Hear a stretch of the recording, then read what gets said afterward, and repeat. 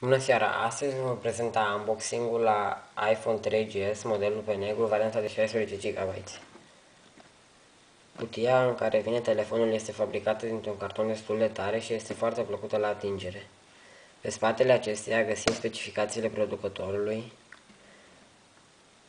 memoria internă de 16 GB, niște instrucțiuni, seria e-mail și alte cele.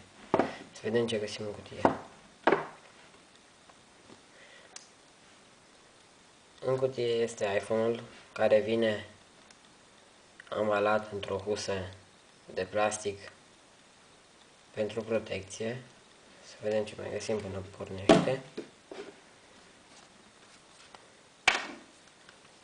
Manualele telefonului vin ambalate într-o cutiuță destul de elegantă, în care găsim de asemenea și cheița pentru ușița SIM. Așa. Manual.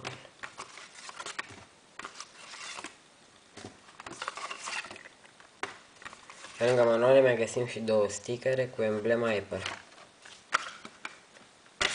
În cutie găsim încărcătorul la care se conectează cablul USB, cablul de date și cablul de încărcare în același timp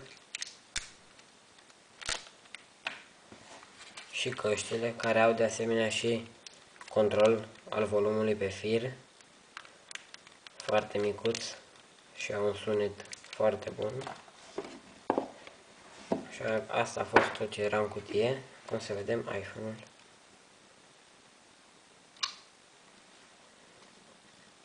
iPhone-ul vine din fabrică cu versiunea de software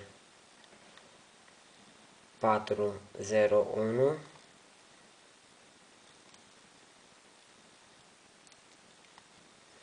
Pe spatele acestuia găsim memoria internă, capacitatea memoriei interne, care este de 16 GB, după cum am mai spus.